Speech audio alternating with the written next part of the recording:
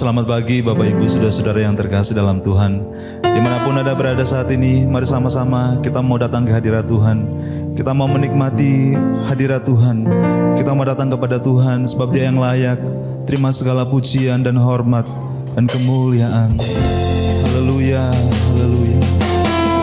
Terima kasih Tuhan, Kau yang layak.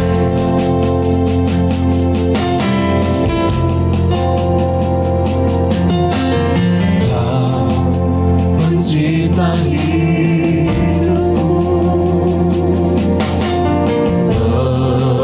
memelihara jiwaku.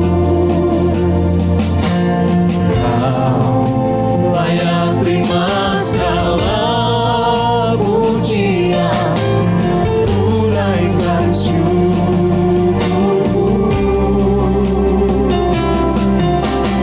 Kau memiliki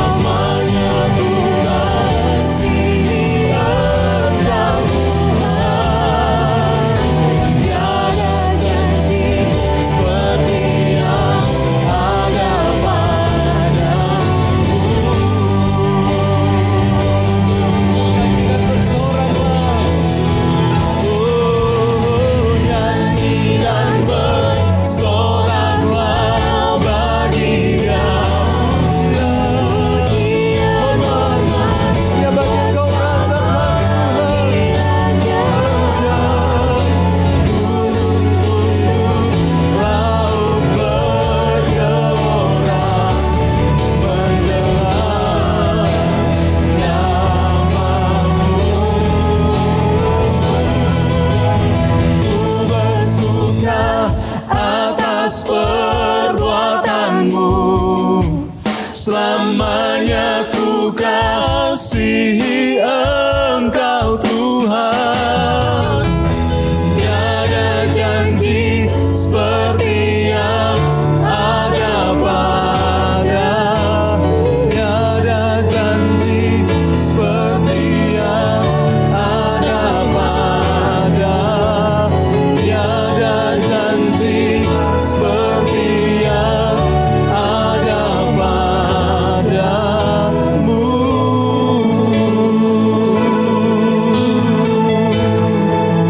Terima kasih Tuhan. Haleluya, haleluya. Kau dahsyat Tuhan, Engkau ajaib Tuhan. Janji-Mu begitu luar biasa dalam hidup kami Tuhan. Kami mengagumi Engkau Tuhan kami, Allah kami. Haleluya. Oh, kami muliakan Engkau Tuhan. Haleluya. Haleluya. Haleluya, haleluya. Oh, tinggikan nama-Mu Tuhan. Tinggikan nama-Mu Yesus. Allah yang mulia, Allah yang ajaib Tuhan. Engkau ajaib Tuhan. Engkau ajaib Yesus. Kau kami tinggikan, Kau kami muliakan Tuhan. Haleluya, haleluya, haleluya, haleluya. Oh, besar Engkau Tuhan. Tiada yang seperti-Mu Tuhan. Tiada yang seperti-Mu Tuhan. Haleluya. Terima kasih Tuhan. Kami masih bisa berdiri tegak oleh kasih karunia-Mu. Tuhan, mari saat ini kami mau merendahkan hati kami di hadapan-Mu. Bukan hanya mendengar sebuah khotbah yang indah, tetapi kami ingin mendengar pesan yang dari Tuhan. Itu sebabnya mari Tuhan bekerjalah melalui Roh-Mu yang kudus, supaya firman ini benar-benar kami dapat tangkap dengan baik, dan selanjutnya akan mengarahkan kehidupan kami menggenapi setiap rencana dan kehendak-Mu. Terpujilah nama-Mu demi nama Tuhan kami Yesus Kristus. Mengucap syukur kami berdoa. Semua yang percaya sama-sama katakan amin. Silakan duduk Bapak Ibu sekalian. Shalom. Salam sejahtera buat kita sekalian. Puji Tuhan. Saudara, pada pagi hari ini saya mau menyampaikan firman Tuhan yang saya beri judul melepaskan ilusi kendali atas kehidupan, ya, dan kita akan belajar dari surat Yakobus pasal 4 ayat 13 sampai dengan ayat 17. Nah, saudara, perhatikan terlebih dahulu gambar ini, ya. Kira-kira menurut saudara ini gambar apa? Zebra sudah pasti, ya. Tapi mungkin kita berpikir nih zebranya kembar siam atau bagaimana, ya. Kalau kembar siam kok daun telinganya ada 4, ya. Nah, inilah yang disebut dengan ilusi optik. Mata kita menangkap sebuah pemandangan, ya, lalu kemudian menyampaikan informasi ke otak kita. Sayangnya otak kita itu salah dalam menafsirkan apa yang kita lihat. Ya, sebenarnya ya zebranya jelas ada 2 di situ, ya. Cuma pas di foto kok kebetulan posisinya seperti itu. Nah, inilah sebuah ilusi, ya. Ilusi itu bisa bicara mengenai ide, gagasan, pemahaman, ya. Juga bisa bicara mengenai kepercayaan yang salah. Ya, tetapi kita menganggapnya itu sebagai sebuah kebenaran, saudara. Ya, kalau melihat banyak kamus bahkan dikatakan itu seperti khayalan di dalam imajinasi kita, tetapi kita menganggapnya sebagai sebuah kebenaran. Nah, pada kesempatan ini kita akan belajar mengenai ilusi kendali atas kehidupan, ya, bahwa kita manusia seringkali kita berpikir bahwa masa depan saya itu ada di dalam genggaman tangan saya. Ya, nah itu sebabnya saudara, ya, kalau kita melihat dalam kehidupan kita itu kita ingin memastikan segala sesuatu. Ya, kita mengisi jadwal kita, ya, kita menggunakan berbagai macam apps. Ya, hari ini mau ngapain? Kita pakai alarm untuk memastikan kita bangun jam berapa dan lakukan apa. Kita membeli asuransi untuk menjamin masa depan kita. Kita menggunakan macam-macam apps, ya, dari mulai menghitung detak jantung sampai menolong kita dalam mengelola keuangan kita, pengeluaran bulanan kita. Ya, saudara, kenapa kita melakukan semuanya itu? Karena kita mau memastikan masa depan kita, ya, dan dunia kita ini mengondisikan kita sedemikian rupa, ya, sehingga kalau saya buat rencana yang detail, ya, lalu ditambah dengan kerja keras, lalu kemudian memperhitungkan semua risiko, maka itu sama dengan kendali atas kehidupan. Bagaimanapun juga, saudara, itu hanyalah sebuah ilusi. Ya, mari sama-sama kita akan belajar dari surat Yakobus pasal yang keempat, saudara. Kita akan membaca pertama-tama ayat 13 dan 16 terlebih dahulu, ya, yang menegaskan bahwa kendali atas kehidupan itu hanyalah sebuah ilusi. Jadi sekarang, hai kamu yang berkata, hari ini atau besok kami berangkat ke kota Anu, dan di sana kami akan tinggal setahun dan berdagang serta mendapat untung. Ayat 16, tetapi sekarang kamu memegahkan diri dalam congkakmu, dan semua kemegahan yang demikian adalah salah. Saudara, kalau kita perhatikan ayat 13, ya, ini perencanaan yang sangat baik sekali, ya. Di situ ada jawaban terhadap pertanyaan kapan, hari ini atau besok. Kemudian di mana? Pergi ke kota Anu. Berapa lama? Setahun. Ya, apa yang mau dilakukan? Berdagang. Hasilnya apa? Mendapat keuntungan. Wih, lengkap sekali, saudara, ya. Dan jelas Alkitab sama sekali tidak menentang perencanaan, justru mengajarkannya.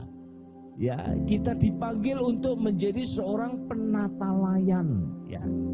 Apa-apa yang Tuhan percayakan dalam hidup kita. Dan bagian dari penata layanan itu adalah perencanaan, saudara. Tidak ada yang salah, justru diajarkan dalam Alkitab. Lalu kenapa di sini seolah-olah, ya, firman Tuhan itu mencela perencanaan ini? Ya, maka jawabannya adalah arogansi di balik perencanaan itu, saudara. Seolah-olah pedagang itu, saudara, dia adalah sutradara dan penulis skenario dari kehidupannya.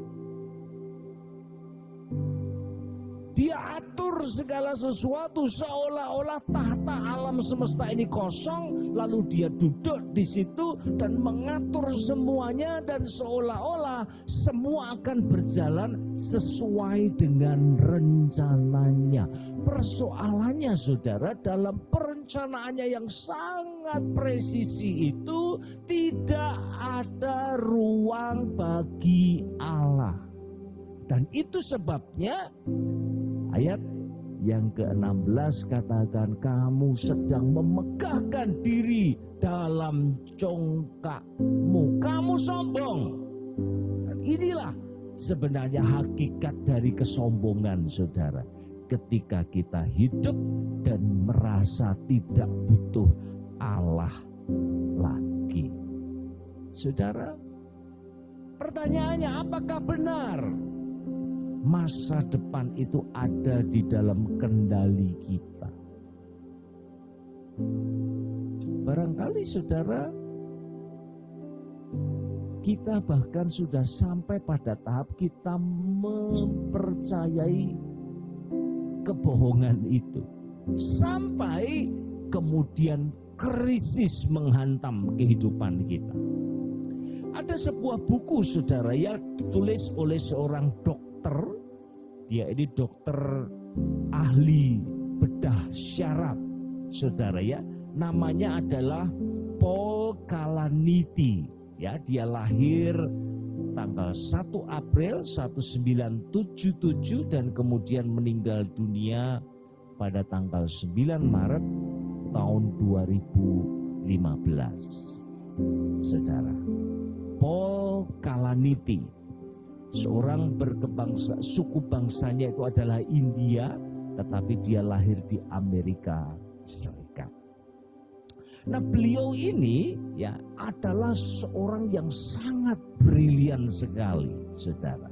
Ya, dia lulusan dari 2 university besar ternama bergengsi, saudara ya, yaitu Yale dan Stanford University. Ya, luar biasa kemampuan akademisnya. Bukan hanya itu saudara ya, 10 tahun pertama dalam karirnya itu ya, maka dia itu kerjanya juga begitu keras. Ya, bayangkan saudara, selama 10 tahun dia kerja seminggu itu 100 jam. Luar biasa kan? Lalu kemudian dia juga dikenal sebagai seorang dokter ahli bedah yang begitu ahli sekali dalam bidangnya. Pisau bedahnya itulah yang menentukan apakah kemudian pasiennya itu setelah dibedah itu kemudian bisa bicara lagi, bisa jalan lagi, atau hanya sekedar bisa bertahan hidup saja, saudara. Jadi seolah-olah masa depan itu ada di dalam genggaman tangannya. Gak lama lagi saudara dia akan menyandang gelar profesor. Dengan begitu dia akan begitu dihormati ya. Dan kemudian akan mendapat gaji yang selangit.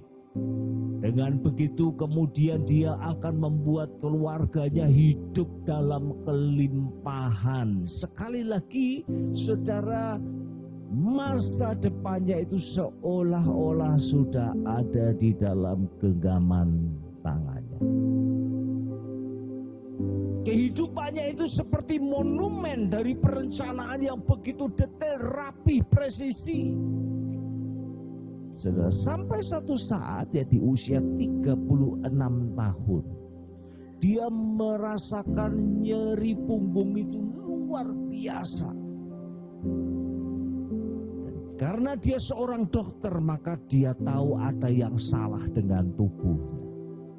Lalu dia ambil CT scan saudara, dan ternyata paru-parunya itu penuh dengan benjolan, tumor. Dan dia dinyatakan terkena kanker paru-paru stadium 4.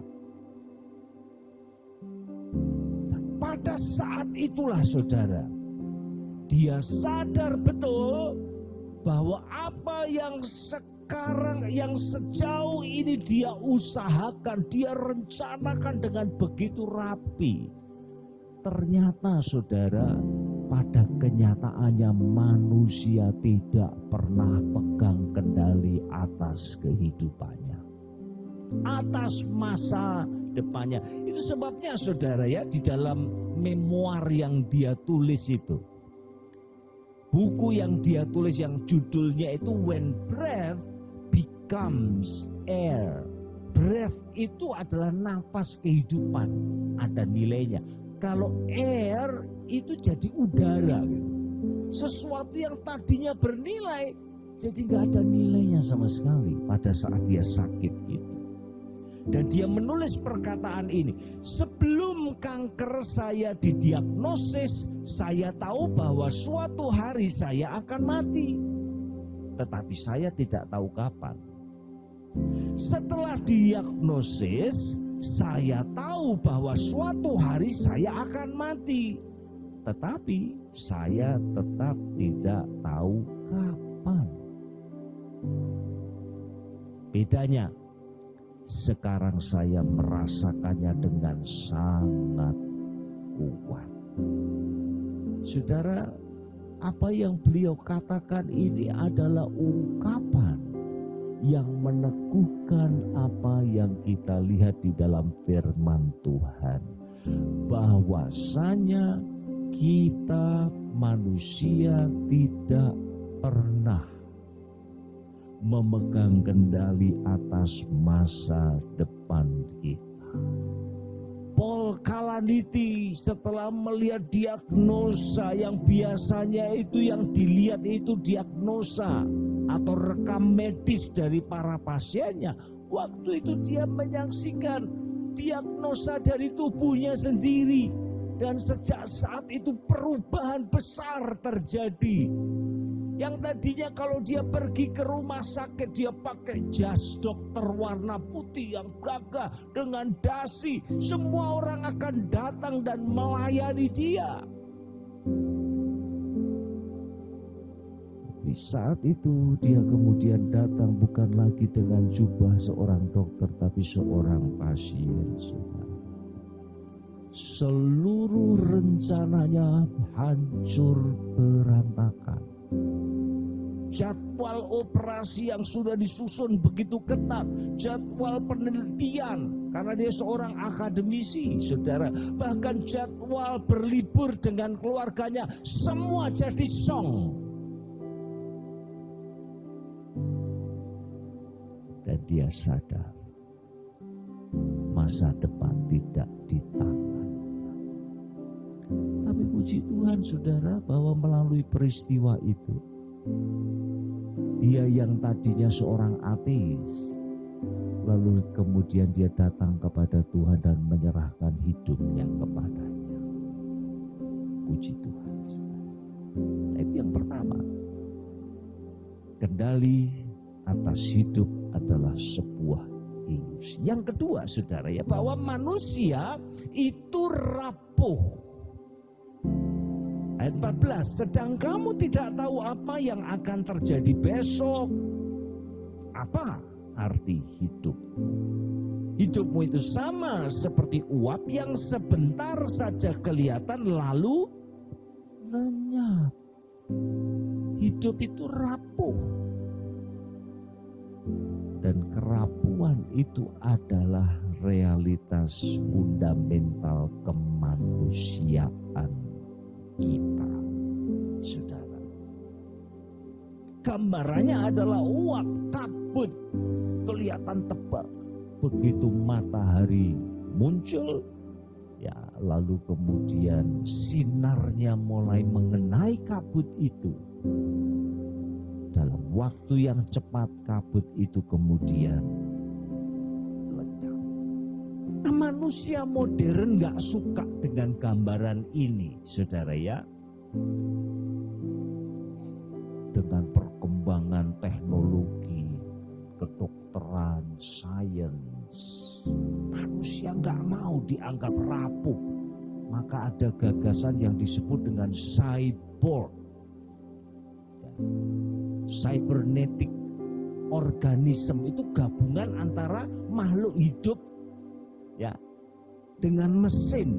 Saudara ya, saudara nonton film Robocop, Terminator atau apapun itu ya, tidak pernah nonton yang film begitu saudara. Tapi itu gabungan, sebenarnya alat pacu jantung, lalu kaki palsu misalnya ya, itu kan gabungan antara manusia dengan mesin. Nah, manusia memproyeksikan ke depan, ini kalau manusia digabung dengan mesin itu bisa mengalahkan kerapuan kita saudara. Tapi lagi-lagi ketika penyakit datang, krisis ekonomi terjadi, perang yang tidak terkendali, saudara, kita kehilangan seorang yang kita kasihi, bahkan satu telepon saja sudah bisa mengubah kehidupan kita dengan begitu drastis. Nah, saudara, pertanyaannya kenapa sih ya, Allah itu kok ingin supaya kita itu memandang hidup kita itu rapuh seperti uap? Saudara, apakah untuk menekan kita, membuat kita jadi minder? Tentu saja tidak, saudara ya. Maksud baik di balik itu sebenarnya ini luar biasa saudara. Kalau sudah mengerti firman Tuhan ini, saudara akan bersyukur justru. Kenapa? Ya, perhatikan di sini saudara ya. Pada saat kita itu mau memastikan masa depan kita, maka sebenarnya kita sedang memikul beban ya yang tidak dirancang untuk kita pikul. Kok bisa begitu saudara ya? Karena sebenarnya ya, yang sanggup memastikan masa depan itu adalah Allah saja kan? Betul tidak saudara? Dan karena dia adalah Allah yang berdaulat dan maha kuasa, maka dia sanggup memastikan masa depan itu terjadi seturut dengan rencananya. Nah, kita ini siapa saudara? Kok mau jadi Allah? Nah, itu sebabnya kita kemudian memikul beban yang begitu berat dalam hidup kita. Kita menjadi khawatir berlebihan, kita menjadi cemas, kita menjadi stres, kita kemudian mengalami kelelahan kronis. Kenapa? Karena kita memikul beban yang tidak didesain untuk kita pikul, yaitu beban untuk memastikan masa depan saudara. Itu sebabnya gambaran hidup seperti uap itu sebenarnya merupakan panggilan bagi kita untuk kita berhenti memposisikan diri kita pada posisi Tuhan. Bisa katakan amin. Kita berhenti mau memastikan masa depan kita, itu bukan wilayahnya kita, itu ranahnya Tuhan. Sebaliknya saudara, mestinya ayo kita jalani hidup ini dengan penuh syukur di dalam anugerahnya setiap hari. Haleluya. Yang ketiga saudara ya, yang terakhir, bahwa berserah itu adalah penawarnya. Ayat 15, sebenarnya kamu harus berkata, jika Tuhan menghendakinya, kami akan hidup dan berbuat ini dan itu. Ya saudara, ada bahasa Latin yang sangat terkenal sekali. Ya dulu pernah saya khotbahkan di sini juga ya. Deo volente, ya artinya jika Tuhan menghendaki. Saudara kita sebelah pakai istilah insya Allah, dan itu benar sekali saudara. Jika Tuhan dikehendakinya. Ini bukan formalitas religius saja ya, bahasa formal religius. Enggak, saudara. Tapi ini adalah sebuah pengakuan bahwa Allah yang berdaulat atas hidup saya. Nah, itu sebabnya kemudian dikatakan kami akan hidup, sadar ya bahwa hidup ini adalah anugerah dari Allah. Lalu kalau Tuhan kasih anugerah kehidupan buat saya, baru kemudian saya akan lakukan ini dan itu, saudara. Nah, dengan kita memiliki sikap hati yang seperti ini, maka kita sedang menukar kecemasan dengan iman. Yang tadinya cemas, kemudian kita menjadi percaya penuh kepada Allah. Yang tadinya mengandalkan rencana kita, lalu kemudian kita jadi mengandalkan rencana Allah dan percaya bahwa rencana Allah jauh lebih baik dari rencana saya. Dari keinginan untuk mengendalikan masa depan, kita akan kemudian berubah jadi seorang yang rendah hati, yang siap untuk dituntun oleh Allah. Saudara, kalau demikian, apakah kita perlu membuat perencanaan? Oh, jelas saudara ya. Tetap buat jadwalmu, ketat. Tetap menabung untuk masa depan.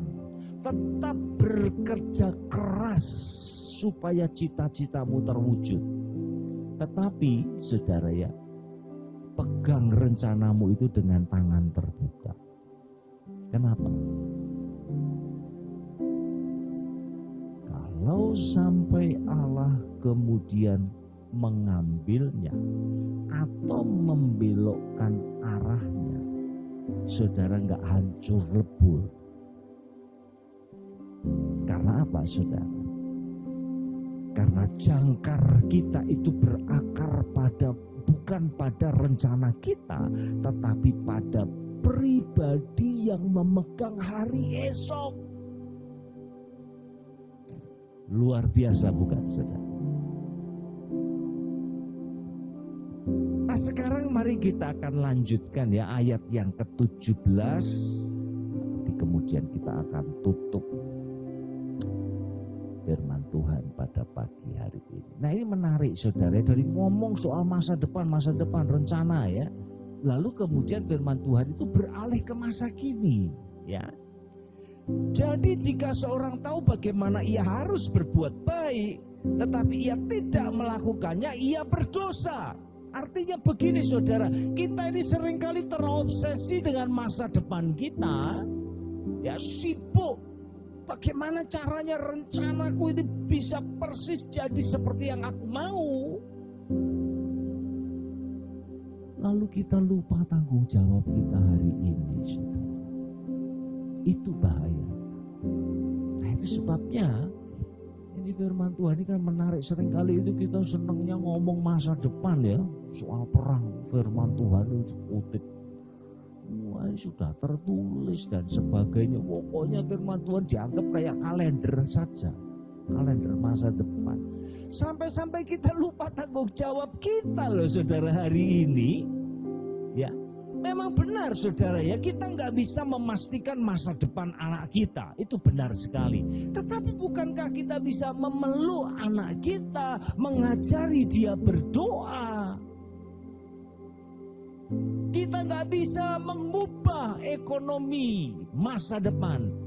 Bukankah kita barangkali dalam keterbatasan kita masih bisa menolong tetangga kita, sesama kita yang sedang berkekurangan? Saudara, kalau demikian mari sama-sama kita belajar memasrahkan masa depan kita itu kepada Tuhan yang berdaulat dan berkuasa, sembari saudara kita mengerjakan apa yang menjadi bagian kita dalam hidup ini. Percayalah saudara, nantikan Tuhan yang noto ya, menata hidup. Haleluya. Nah, saya mau tutup dengan satu peristiwa yang agak unik ini saudara ya. Tolong ditampilkan ya saudara ya. Nah, ini ada sebuah gunung di Iceland yang meletus tahun 2010. Ayo kita baca nama gunungnya. 2, 3. Kok angel men, saudara ya. Ayo dibaca sama-sama. 2, 3.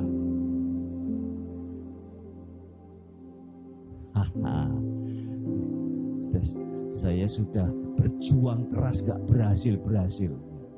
J-nya itu dibacanya Pak Y gitu loh ya. Jadi Eyjafjallajökull, kira-kira begitu. Tapi like cepet-cepet ya keserimpet saudara. Nah, ini menarik saudara ya. Gunung itu meletus, korbannya juga nggak banyak sebenarnya. Ya.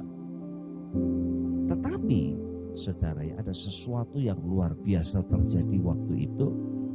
Gunung itu menyemburkan partikel abu vulkanik ke atmosfer dan itu akhirnya menjadi semacam awan abu yang sebenarnya juga nggak tebel-tebel amat, tipis saja, tetapi itu menutupi sebagian besar dari wilayah udara di benua Eropa. Akibatnya apa saudara? 1 minggu penuh semua penerbangan itu di-cancel. 1 minggu penuh. Itu berarti ada lebih dari 100.000 penerbangan yang di-cancel. 100 juta lebih penumpang terlantar. Kerugiannya mencapai 3,3 miliar euro, saudara. Dan mari kita membayangkan ya, bahwa di sana itu ada CEO perusahaan multinasional yang mau rapat, dan nilai dari proyek-proyek yang sedang mau dirapatkan itu triliunan rupiah. Di sana ada calon pengantin yang nangis karena gagal pernikahan, karena nggak bisa terbang. Di sana ada politisi, bisnismen, orang-orang yang sibuk, yang sudah menyusun jadwalnya dengan begitu ketat, dengan apps yang begitu canggih. Mereka ini seperti yang dikatakan di dalam surat Yakobus pasal 4 itu. Hari ini atau besok kami akan pergi ke London, ke Paris, ke Berlin. Kami akan berdagang di sana dan mendapat untung. Tetapi kenyataannya saudara, teknologi, uang, jadwal yang presisi itu ditaklukkan oleh sebuah awan debu. Eksekutif yang hebat, yang berdasi pada waktu itu dipaksa tidur di lantai di bandara. Uang mereka yang banyak di bank gak bisa membersihkan langit benua Eropa. Dan di bandara itulah orang-orang dipaksa untuk tunduk diam dan menyadari bahwa kita manusia tidak pernah memegang kendali atas hidup kita. Itu sebabnya saudara, mari kita tanggalkan arogansi, kesombongan. Itu adalah sebuah ilusi. Memastikan masa depan sebuah ilusi. Itu punyanya Tuhan. Lalu apa yang harus kita lakukan? Lakukan bagian kita, saudara. Amin. Amin. Dan pasrahkan masa depan kita kepada. Saya yakin kok banyak di antara kita yang saat ini datang itu. Saya sendiri termasuk orang yang belakangan jadi overthinking gitu. Kalau baca berita, waduh serem gitu saudara ya. perang nuklir lah, digital collapse lah, macam-macam berita itu berseliweran. Otak ini kayak dibombar macam-macam. Tidur mikir, ya tidur terletak pikirannya tapi melayang-layang kemana-mana. Bukan saudara, itu kita sekarang kan.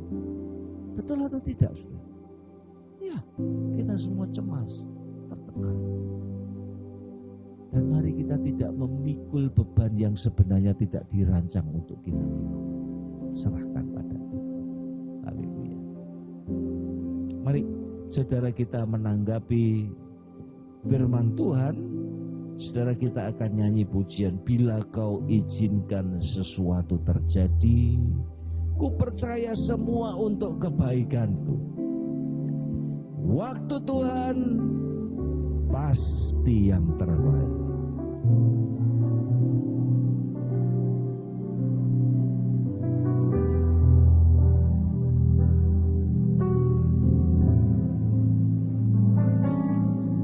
Tak kau izinkan sesuatu terjadi,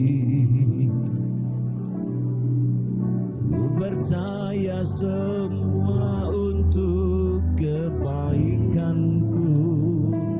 Bila nanti telah tiba waktumu, ku percaya kuasa-Mu memulihkan hidupku. Bila kau izinkan, bila kau izinkan sesuatu terjadi, ku percaya semua untuk kebaikanku. Bila nanti telah tiba waktumu, ku percaya kuasa-Mu memulihkan hidup. Mari kita berdiri sama-sama, katakan, pasti yang terbaik, walau kadang tak mudah dimengerti, lewati cobaan, ku tetap percaya waktu Tuhan pasti yang terbaik. Mari dengan mengangkat tangan katakan, pasti yang terbaik, walau kadang tak mudah dimengerti, lewati cobaan, ku tetap percaya waktu Tuhan. Sekali lagi, waktu Tuhan. Tuhan pasti yang terbaik, walau kadang tak mudah dimengerti, lewati cobaan, ku tetap percaya waktu Tuhan pasti yang terbaik. Haleluya. Oh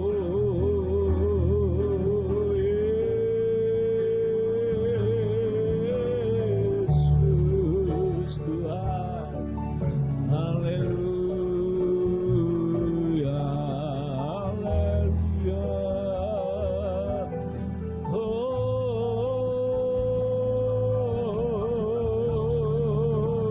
Yesus. Haleluya. Yesus. Haleluya.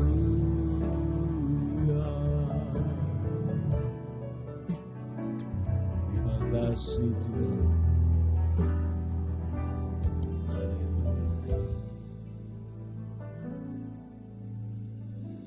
Saudara, saya tahu ada di antara kita yang saat ini sedang berada di bawah, engkau merasa hidupmu begitu tertekan oleh banyak situasi yang sedang terjadi di sekeliling kita. Dan sekali lagi saudara, kita butuh anugerahnya, kita butuh uluran tangannya. Adakah di antara saudara yang pagi ini rindu untuk didoakan secara khusus? Kalau ada, tolong angkat tangan bersama dengan saya. Terima kasih, tidak usah malu di hadapan Tuhan. Tuhan, Engkau melihat tangan-tangan yang diangkat. Oh Yesus. Bapa di surga, hidup bukan semakin mudah, tetapi semakin sulit. Dan kami tidak mampu berjalan sendiri ya Tuhan. Kami rapuh. Itu sebabnya kami mohon Tuhan, campur tangan-Mu dinyatakan buat kami. Apapun masalah kami ya Bapa, pertolongan-Mu turun atas kami di dalam nama Tuhan Yesus. Terima kasih Bapa, terima kasih buat firman yang kami dengar. Biar firman-Mu akan terus mengingatkan kami bahwa sesungguhnya Engkau, bukan kami, yang pegang masa depan kami. Terpujilah nama-Mu, demi nama Tuhan Yesus Kristus. Ucap syukur kami berdoa. Haleluya, semua yang percaya sama-sama katakan amin. Tuhan memberkati, silakan duduk.